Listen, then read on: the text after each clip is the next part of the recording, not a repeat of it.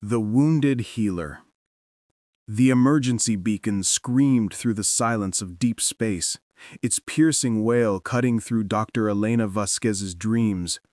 She bolted upright in her narrow bunk aboard the research vessel Meridian, her dark hair falling across her face as the red alert lights bathed everything in crimson. 3 years of deep space medical service had trained her body to respond before her mind fully awakened. "All hands to stations. Unknown vessel detected. Possible survivors," crackled through the ship's communication system. Elena's bare feet hit the cold metal floor as she grabbed her medical kit and uniform. The ship's gentle hum told her they'd dropped out of hyperspace, which meant whatever they'd found was serious enough to warrant a full stop. She'd seen her share of space accidents, but something about this felt different. The medical bay doors hissed open as she arrived, revealing the controlled chaos of an emergency response. 2 crew members wheeled in a stretcher, carrying what Elena initially thought was a human woman, but as the figure came under the bright medical lights, she gasped. The being on the stretcher was humanoid, but clearly alien. Her skin held an iridescent quality, shifting between pale blue and silver as the light moved across it. Intricate geometric patterns, possibly tattoos or natural markings, traced along her exposed arms and neck. Most striking were her eyes, a deep violet that seemed to hold galaxies within them, now clouded with pain and unconsciousness. "Found her in a damaged escape pod," reported Lieutenant Martinez, breathing heavily. "Ship's completely destroyed. She's the only survivor we could detect." Elena pushed aside her wonder and focused on the medical readings flooding her screens. The alien's physiology was remarkably similar to human, but with enough differences to make treatment challenging. Her left leg ended mid-thigh, the residual limb showing signs of an old injury rather than recent trauma. More concerning were the burns covering 30% of her body and the dangerously low vital signs. "She's going into shock," Elena muttered, her hands moving automatically to prepare stabilizing medications. "I need to understand her biology before I can treat her properly." As she worked, the alien's eyes fluttered open, those violet depths focusing on Elena with surprising clarity. The being tried to speak, but only a melodic, unintelligible language emerged from her lips. Despite not understanding the words, Elena caught the fear and confusion in her tone. "It's okay," Elena said softly, placing a gentle hand on the alien's shoulder. "You're safe. I'm Elena. I'm a doctor. I'm going to help you." Something in Elena's tone seemed to calm the alien, though tears began flowing down her cheeks.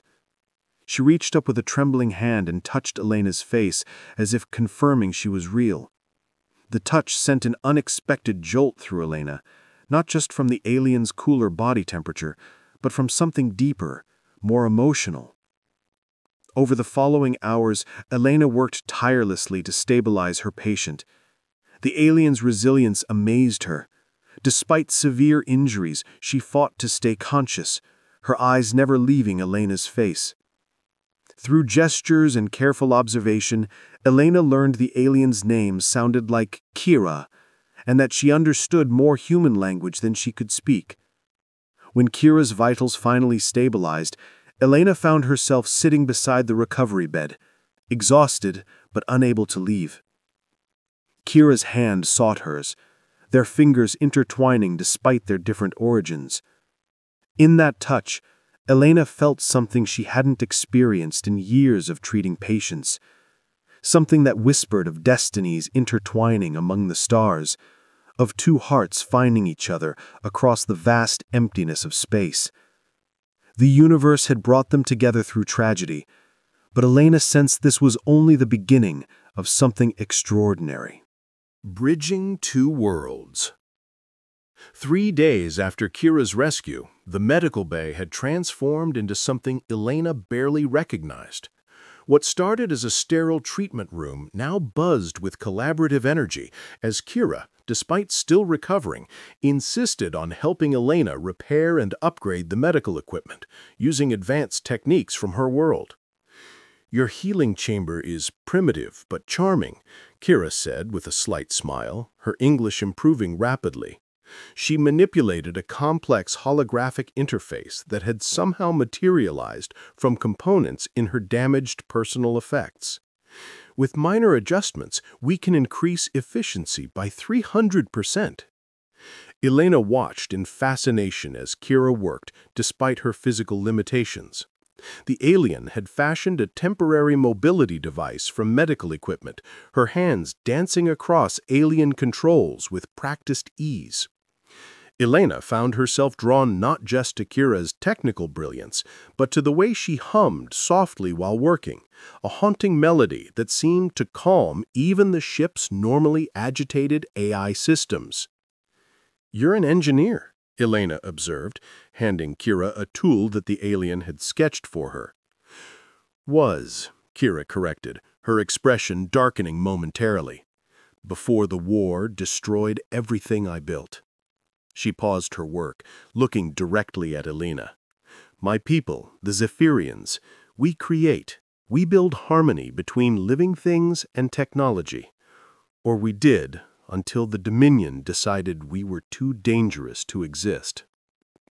Elena felt her heart clench at the pain in Kira's voice. "The escape pod, your ship?"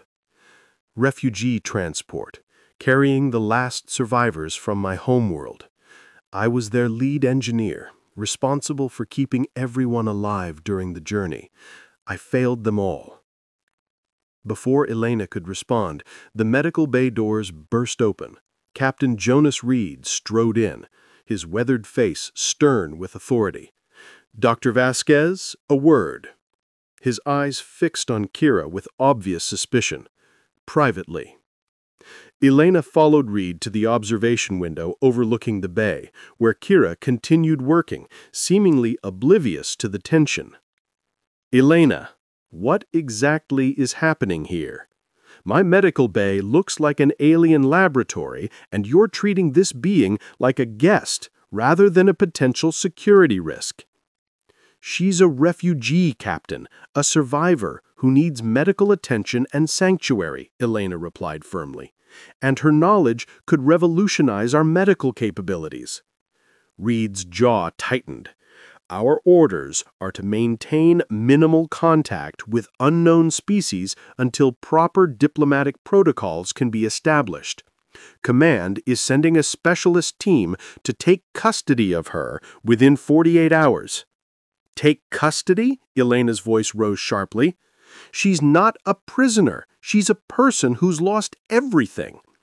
She's an alien of unknown capabilities whose presence puts this entire crew at risk. I've seen the reports of what her people can do with technology. We can't afford to let sentiment cloud our judgment." Elena turned to look at Kira through the window. The alien had paused her work and was watching them, her violet eyes reflecting understanding that went beyond language barriers. She knew they were discussing her fate. "Give me the 48 hours," Elena said quietly.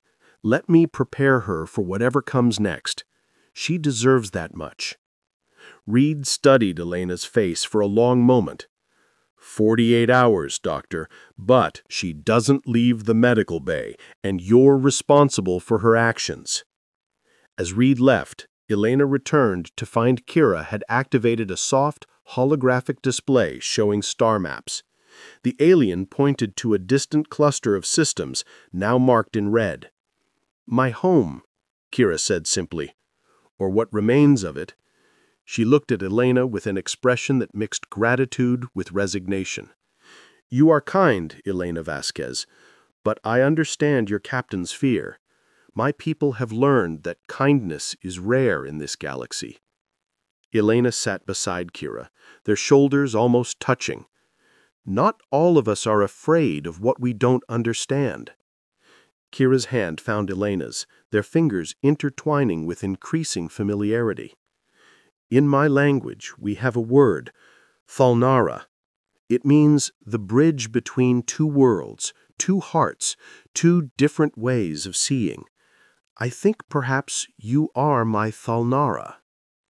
Elena felt heat rise in her cheeks at the intimacy in Kira's voice. "What does that make you?"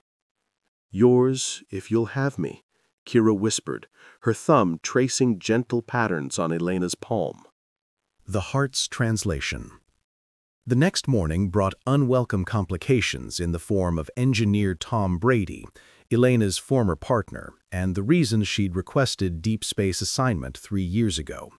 His arrival via emergency transport coincided perfectly with the worst possible moment, as Elena was helping Kira calibrate the upgraded medical scanners, their work requiring close physical proximity that had become natural between them.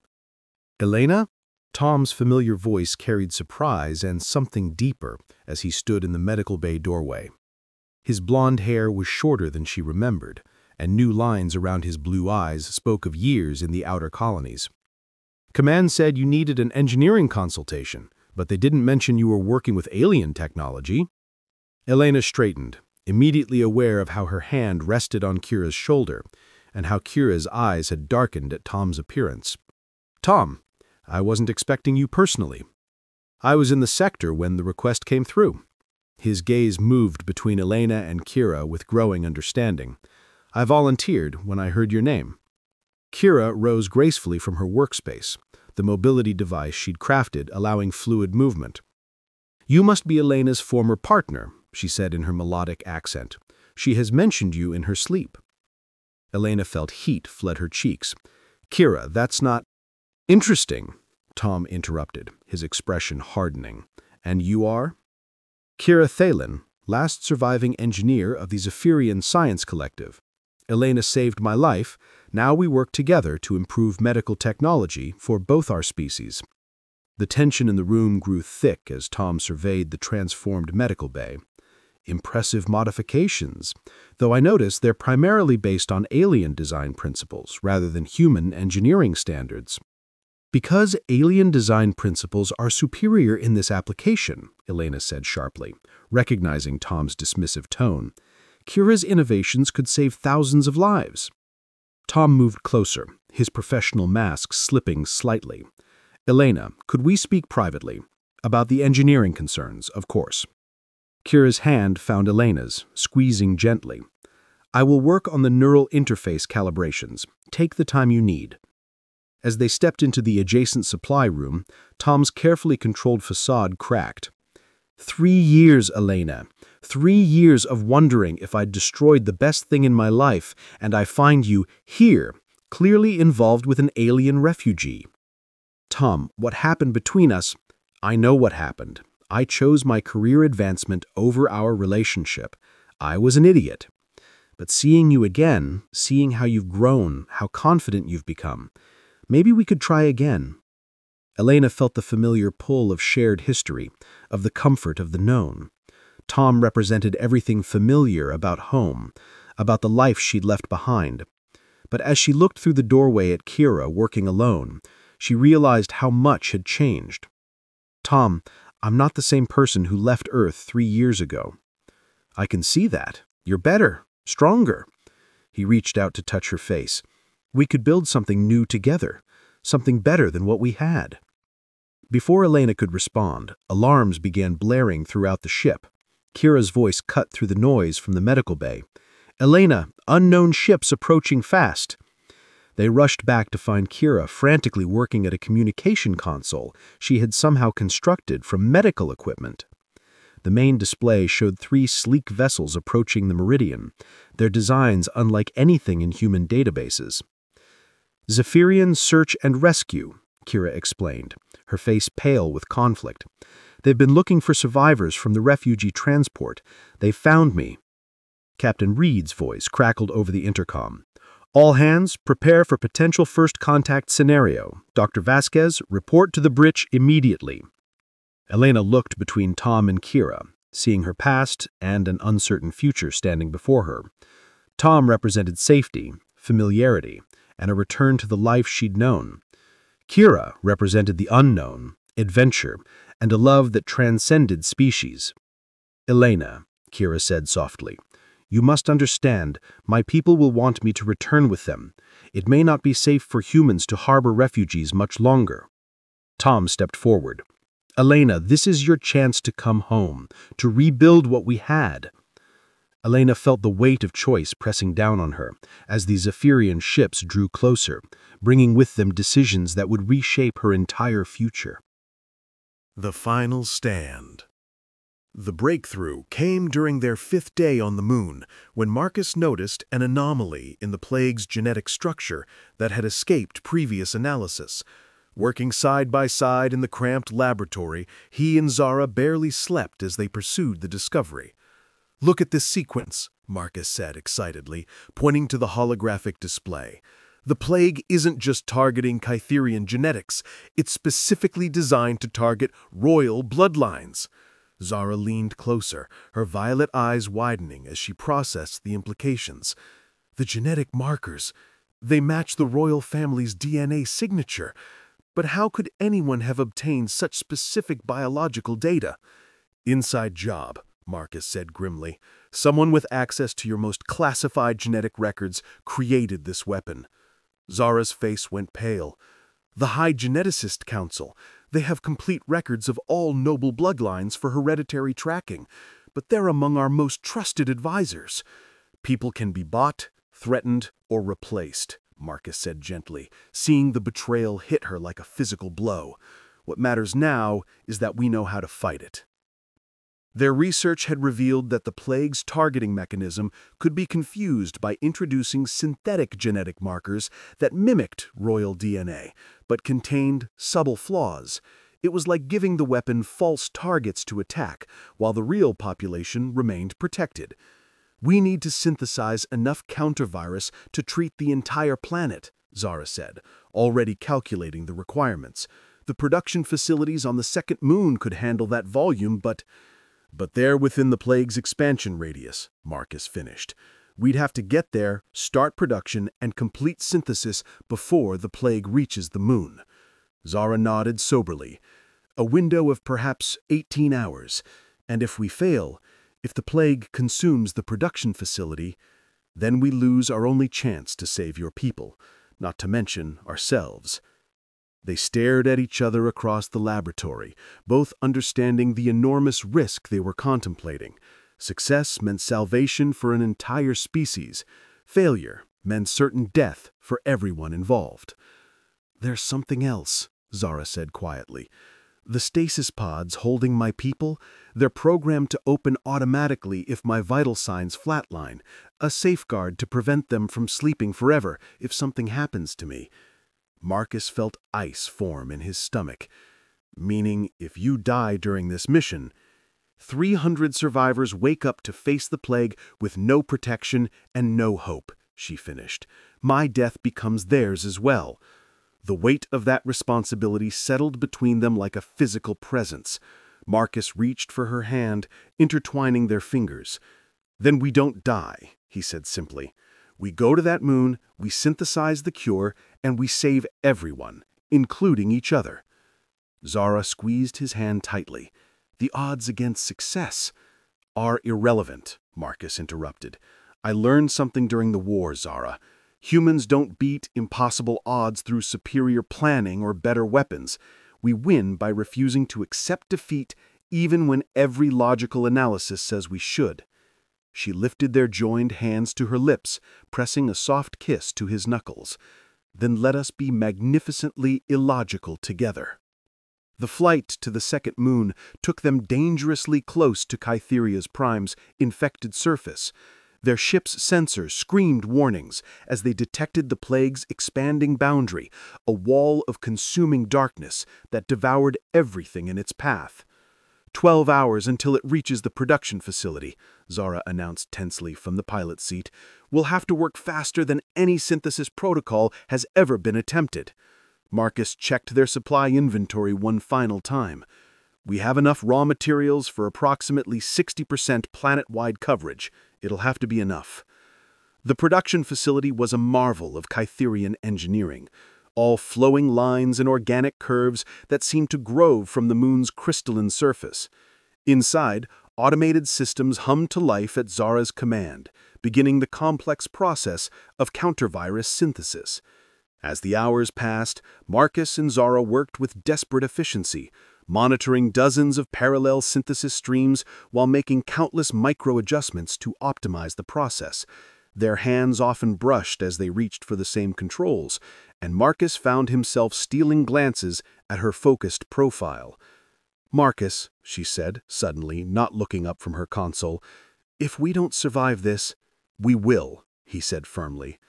"But if we don't," she continued, "I want you to know that these past weeks with you have been the happiest of my life. Even facing extinction, even watching my world die, you made me remember what it felt like to hope." Marcus stopped working and turned to face her fully. "Zara, look at me." She met his eyes, and he saw tears threatening to spill over. "We're going to make it," he said, moving to cup her face in his hands.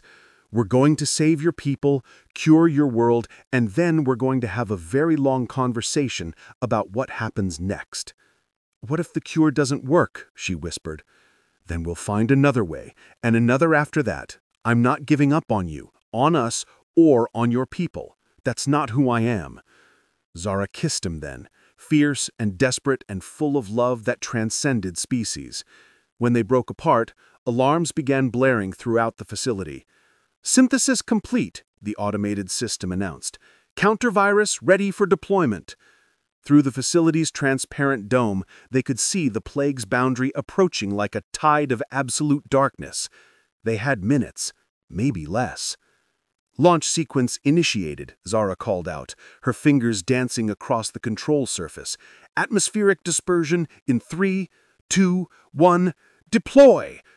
Thousands of delivery pods launched simultaneously from the moon's surface, streaking towards Kytherius Prime like falling stars, carrying hope instead of destruction.